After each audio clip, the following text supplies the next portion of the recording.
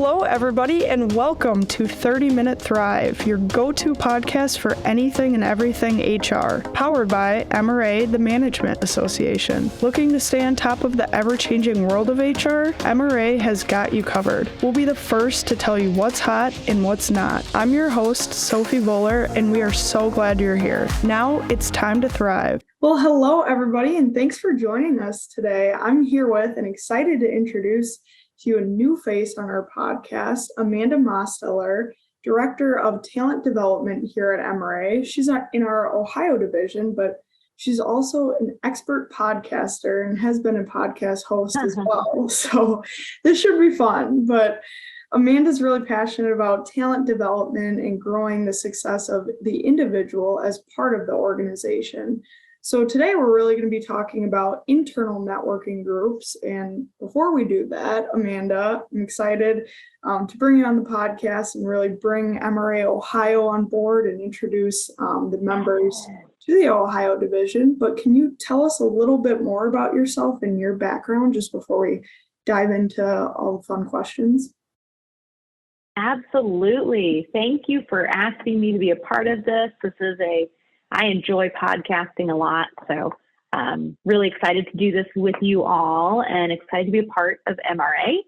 I am Amanda Mosteller. I am the Director of Talent Development, as you said, for the MRA Ohio division.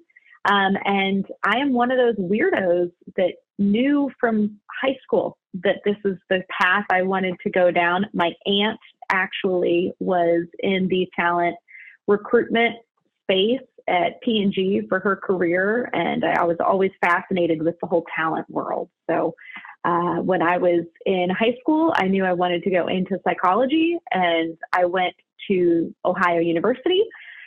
Born and raised Cincinnatian, born and raised Ohio individual, went to Ohio University, got my degree in psychology with an emphasis on organizational psychology. I always say, don't let the hair dye fool you. I was in college before organizational leadership was a degree. You couldn't get those when I was in school. So organizational psych was an emphasis, not its own track. So I did a lot in the psychology space. When I came out, my whole career of going on 18 years now has been in that space. So my first job was an internal coach for employees in different programs for a community service agency. I was there for 10 years. I built the talent development department. It didn't exist before.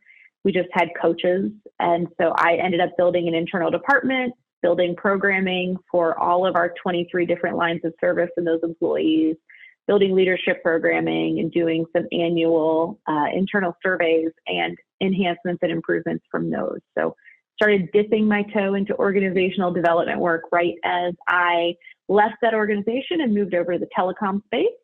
Was in telecom for 5 years, branched within that organization to the technology side of the business as well.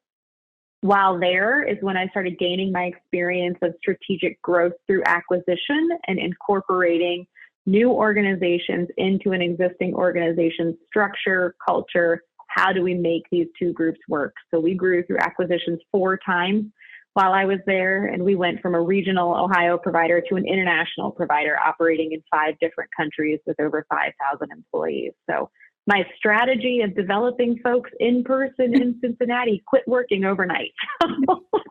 Fast change, lots of change, and organizational development and coaching started becoming a lot of where I spent my time.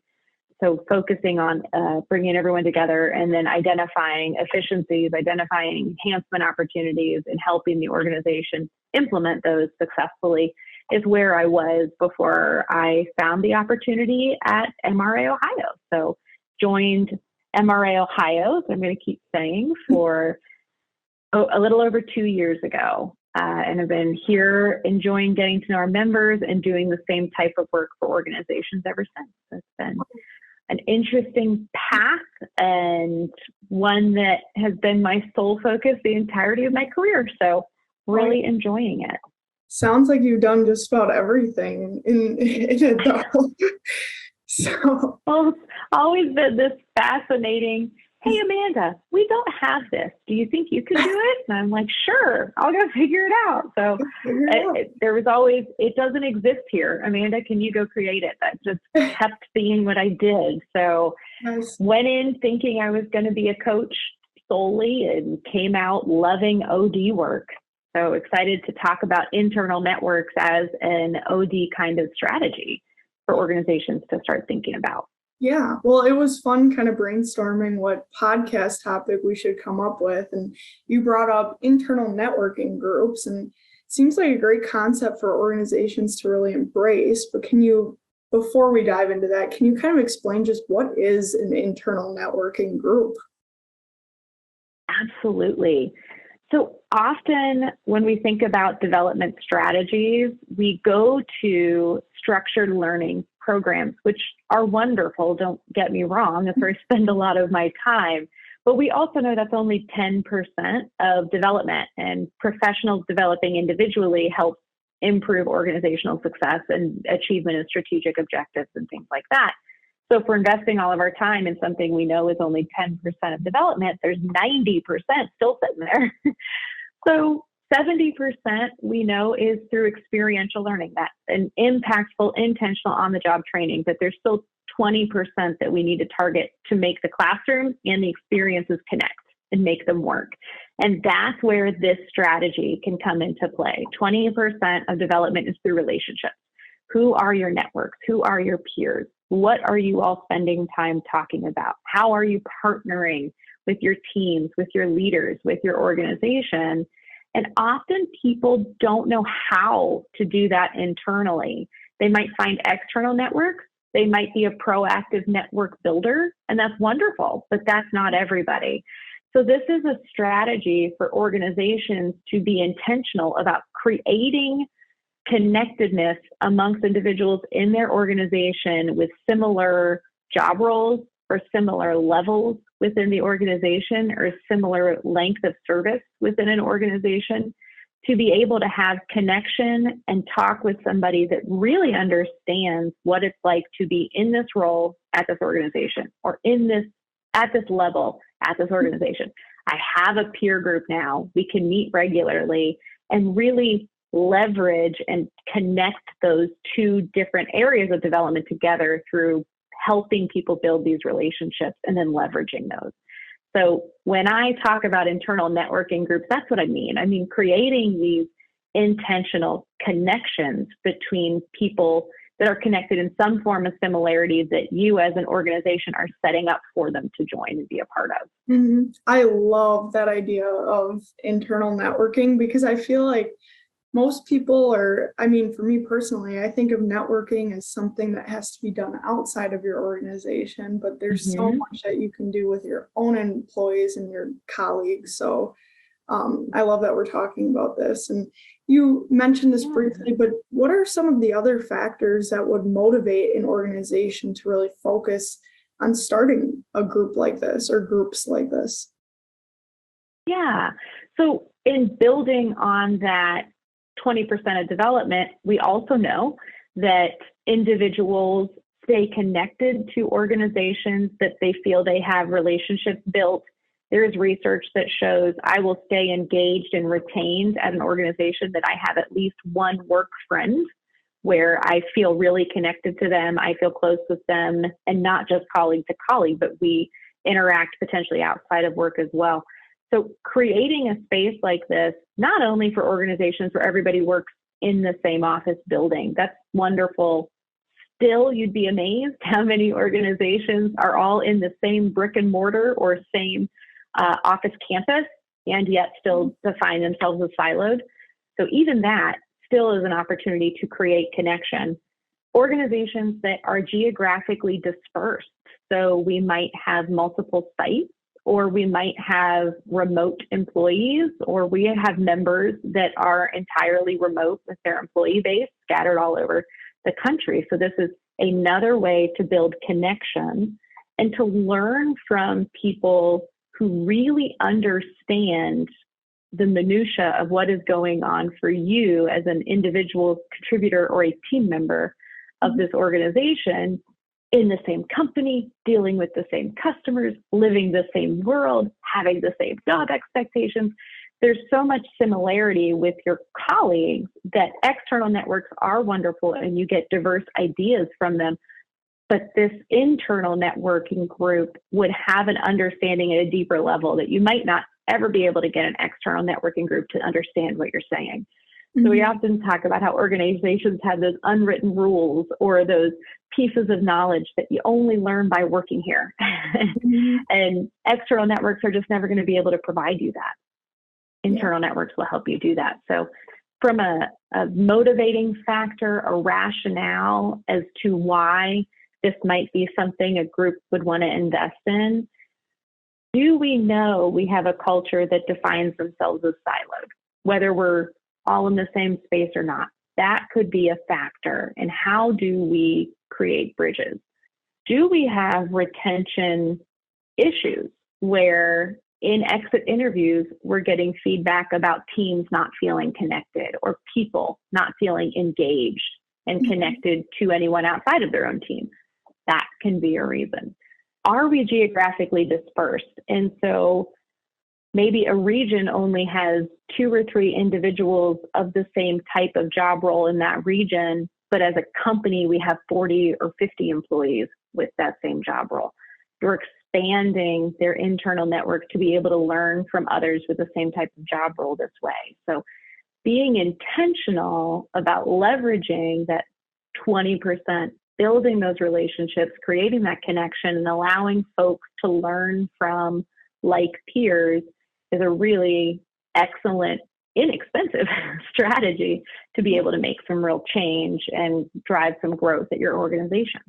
Oh yeah, absolutely. I'm glad you brought up the remote teams too, just because, I mean, I have some friends who don't even know everybody on their team, or a lot of colleagues in their organization who are in a remote position.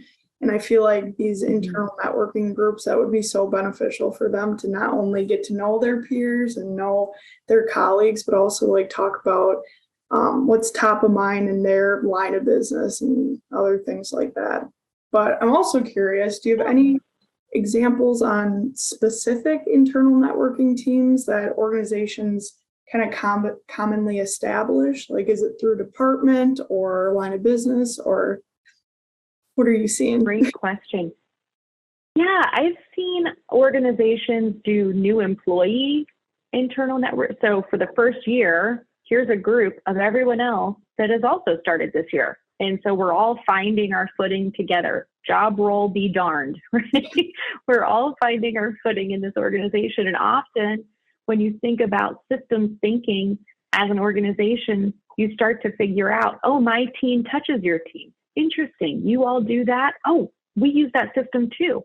When you do that thing, it kicks a notification to me. I didn't know that was you all.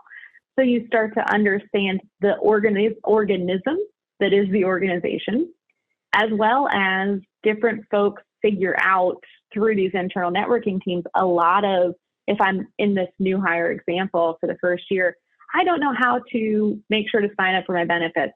Oh, I happen to be a new HR team member. I actually know that answer. Or what is our payroll? Oh, I happen to be connected to that system. Oh, I'm in accounting.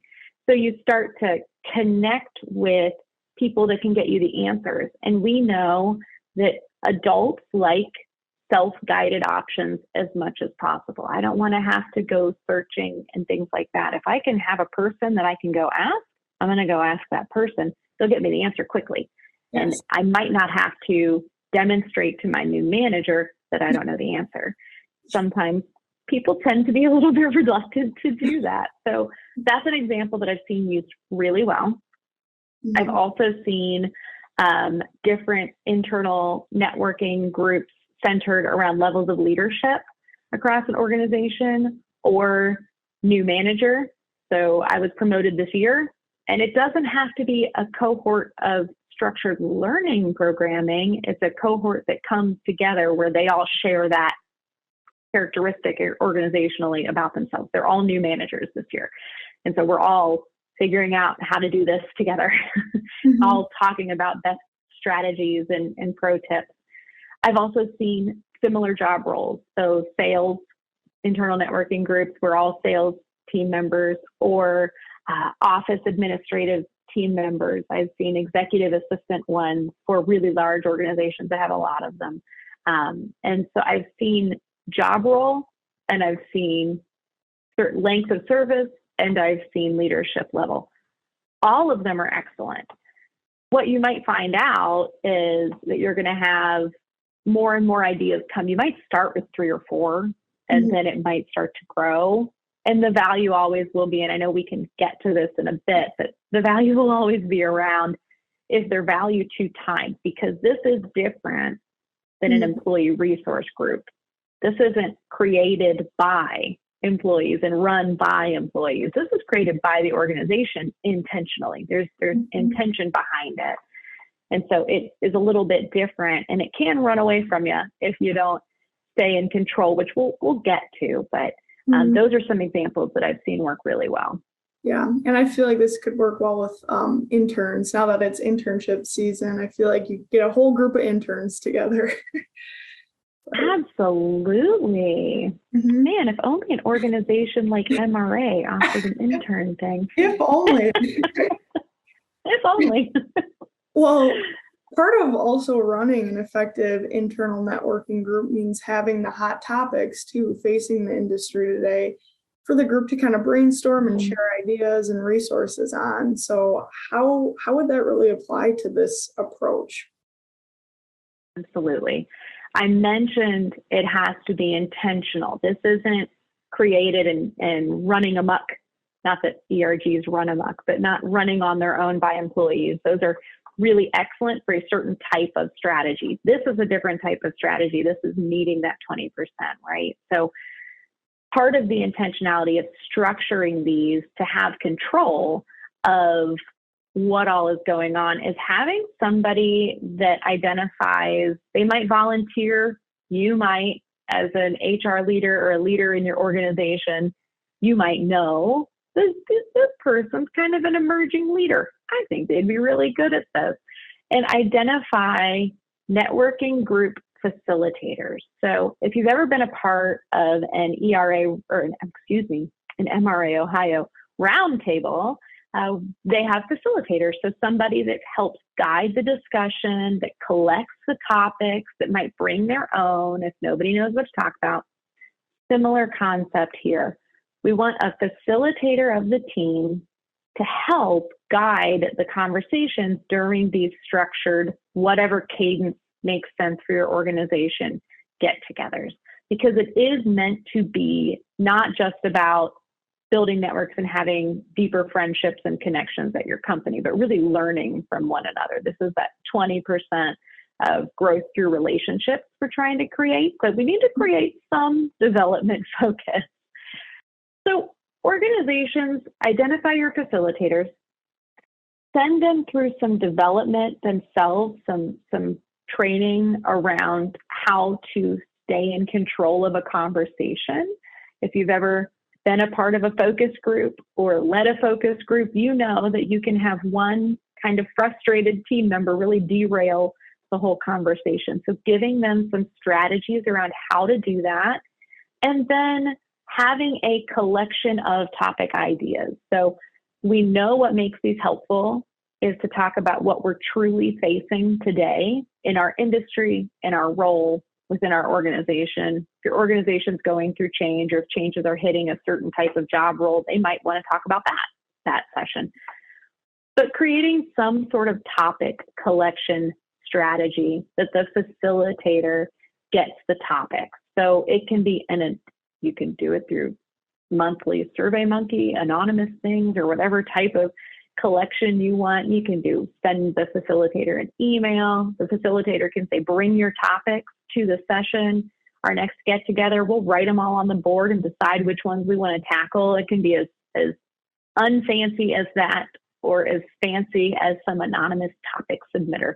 Different organizations like different systems and create different things. If your organization uses Microsoft Teams, you can have Teams channels for your networking group to connect outside of just the the session, but be dropping their topics in throughout the month. Hey, at our next session, I'd like to have us all sit down and talk about this. I'm facing this with a client right now, or a customer, or we're dealing with this in our team as we've made this system change. I'd love to hear what everybody else is doing to overcome this obstacle. So lots of different ways. Doesn't have to be fancy, but can be. Depends on what bells and whistles your organization already has in place. This is not meant to be an expensive implementation of a strategy. This is meant to be, how can we just get intentional about getting our folks together and giving them opportunities to learn from one another. Yeah. So that is a big thing on hot topics and sticking to them and collecting them in the first place. Yeah, I was just going to ask too, on how do you recommend finding hot topics? I know there's just typical day-to-day business talk where you probably know what's relevant and what's not, but do you recommend articles or just scrolling on LinkedIn or news, or what are some other options? Man, you're going to hate this. You're going to hate this answer, Sophie. Yes. Yes to it all, right? There you go. It depends on your industry. Also, I know a lot about hot topics in talent development and organizational development and effectiveness. I don't know a lot about compensation and what's going on in that world right now. I don't know a lot about what's going on in the sales world or the manufacturing space, outside of the fact that all of us have headcount nightmares right now. But the facilitator and those in the team that are accepting and coming to these invitations, to these networking groups, they're going to have their own avenues. They might have networking teams they're connected to outside of work. It is something they were talking about they want to bring to the team internally. They might see things on LinkedIn. They might have, we talked about in the beginning, I love podcasting. I love listening to podcasts. That is how I learn. When I'm at the gym, I'm not listening to music. I can promise you I'm listening to a podcast and I am learning something. That's the best time. My mind is so open during that when I'm at the gym. So podcasts are perfect for me for that. Whatever avenue people like to connect to is going to be what helps them bring things. In addition to, like I said, internally, we all know this is going on. Here's how I'm trying to manage through it. What's everybody else doing? I know we made this change. I know we're launching this new product. I know we acquired this company and went from regional to international overnight. Surprise! How are you working through that? So those are the various avenues I can think of. Yeah, those are all great ideas. Well, conceptually, this sounds like a great way to meld many of the recommended engagement strategies like mentoring, relationship building, peer development, coaching. But logistically, how would you really recommend putting something like this into full-on practice? Absolutely. My first recommendation, anytime an organization is interested in launching something like this, is start small. I mentioned you can run wild thinking about every type of job role we have, or we want to have a connection of second shift employees and have a second shift and a third shift and a first shift team to just talk about what things they're dealing with or learning things on that shift. You can run wild. So I highly encourage step one, start small. Let it grow organically the way it makes sense for your organization to grow organically. So don't make it a big thing if it doesn't need to be a big thing yet. I think your best starters are new employee is always going to be a great one to start. New leader, always going to be a great one to start. Or frontline leader, whether you're new or not, might be a great one to start, depending on how often you have promotions and things like that at your organization, as well as any of the main job roles that you have a lot of folks connected to could be a great way to start as well. But start small with a few that you think are going to be the most impactful.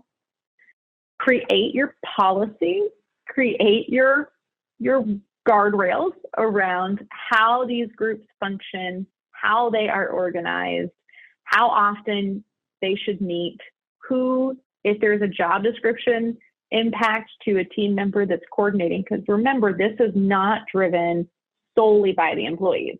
This is driven as an intentional organizational efficiency and effectiveness strategy. So it's okay to own scheduling. It's okay to have a job role where that is part of their job, is managing the internal networking groups.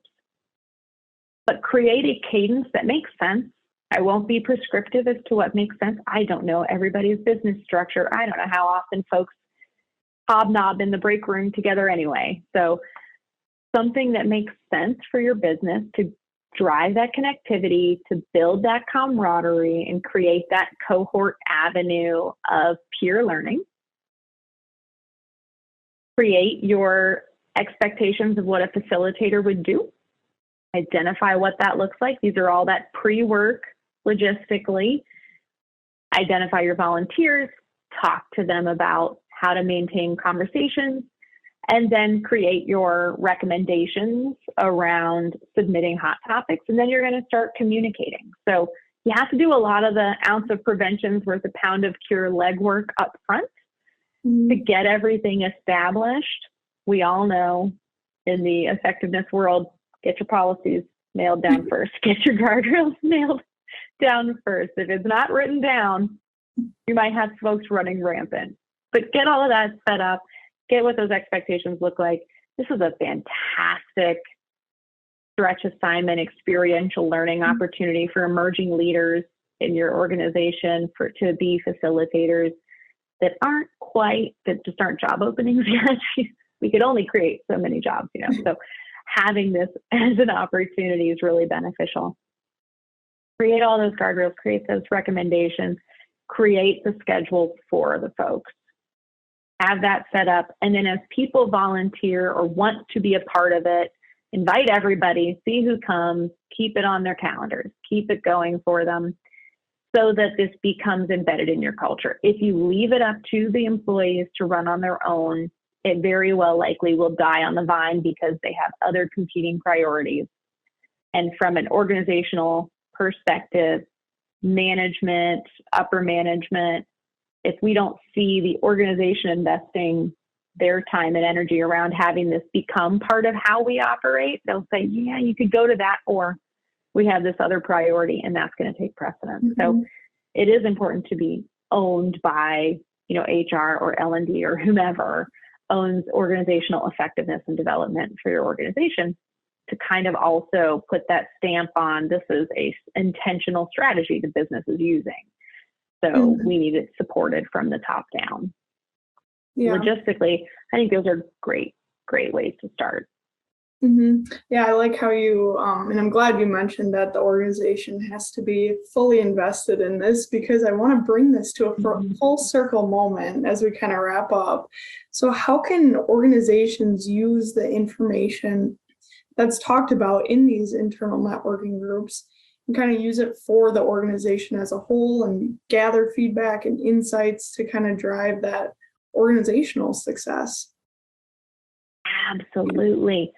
You have to create a trusting partnership with your facilitators. And that's part of kind of creating those expectations up front and helping those that step into the facilitator of this networking group role understand if there are things that people are frustrated about and they're struggling to overcome it and that comes up, let us know. Our goal is to create improvements through this. So a two-way communication strategy that also is communicated to the group. You don't want the facilitator to let the networking team feel like we're in Vegas, whatever happens here stays here, talk about whatever, because that's part of the goal. The goal is we're learning, the goal is we're improving. If there is a obstacle that is really difficult for the group to overcome, we want to know about that so that we can either create development opportunities for them or make changes as needed. So part of that structure, that expectation, that development and of the facilitators and that early communications of the guardrails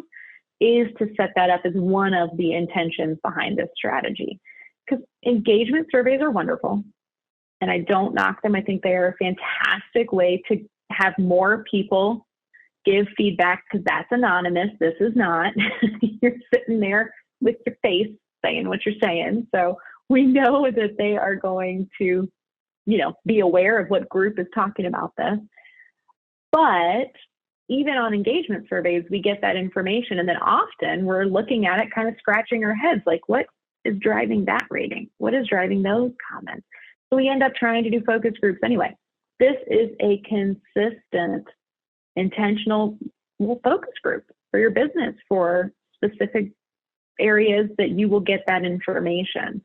So establish that relationship understanding early. And then it's really important for those professionals taking the information to share it with whomever in the organization needs to know what we're learning for development opportunities, to create that discretion area. Because while the group's going to let me know, I'm not going to walk up to the sales executives and say, hey, so I want you to know, sales, this guy, this lady, really frustrated.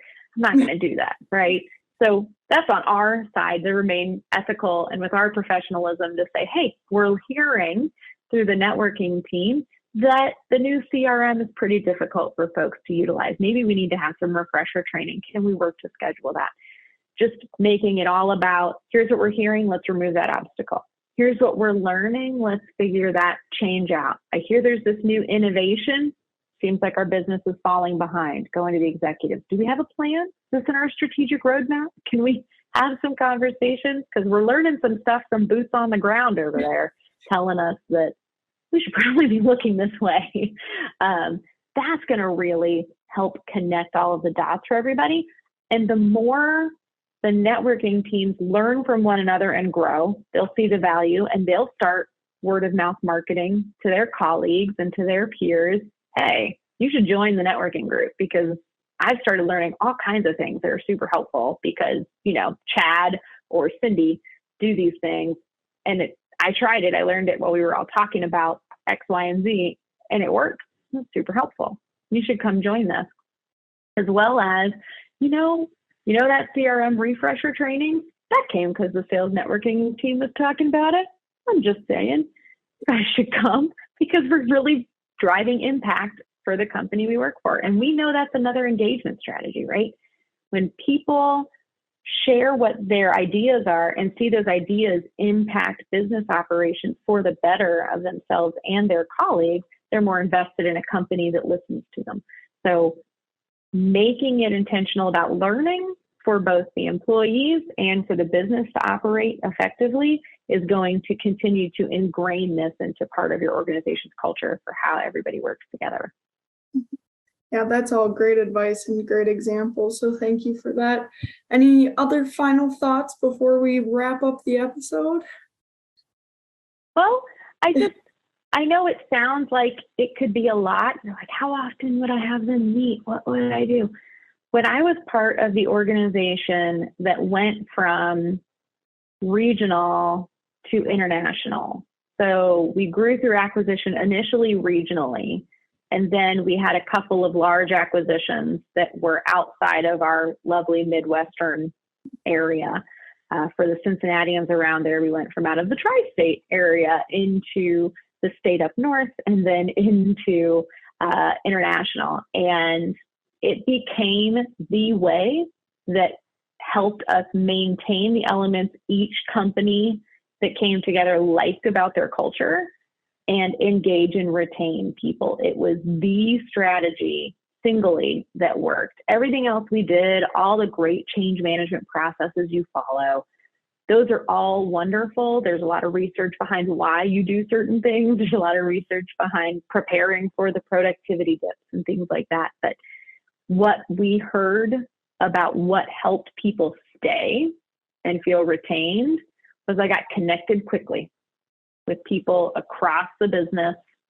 I started feeling instantly like I was part of this new organization, and we started growing, and I was learning from people that are doing the same type of role in a different country, maybe to a different region, but I was learning some things really quickly. So we know that these strategies, that ounce of prevention of setting things up and writing some policies and identifying who's going to help, it in the beginning, it's like, maybe I can do that Q1 of 2024. That's great. Plan it for Q1 of 2024, start 3, see what happens. but there is a lot of that feedback around this being one of those things that helps engage and retain people, and then helps develop folks through a very natural way that we know has impactful development techniques. Yeah, that's good to hear. I think that's how I really wanted to end that. I was going to say that's really good that we could hear your personal experience with internal networking groups and your success stories from it too. So that's cool. But Amanda, thank you for all the great content today, and welcome to the show. You'll be seeing a lot more of Amanda on here, by the way. But to our listeners, thank you. If you liked our chat and topic today, I'd urge you to comment something new that you learned today, or anything that you want to add to the conversation. Just add it to the comments. And don't forget to share this episode. Consider joining MRA as a member if you aren't already. We have all the resources you need in the show notes below, including resources from our topic today. Otherwise, thank you for tuning in, and we will see you all next week. And that wraps up our content for this episode. Be sure to reference the show notes where you can sign up to connect for more podcast updates. Check out other MRA episodes on your favorite podcast platform. And as always, make sure to follow MRA's 30-Minute Thrive so you don't miss out. Thanks for tuning in, and we'll see you next Wednesday to carry on the HR conversation.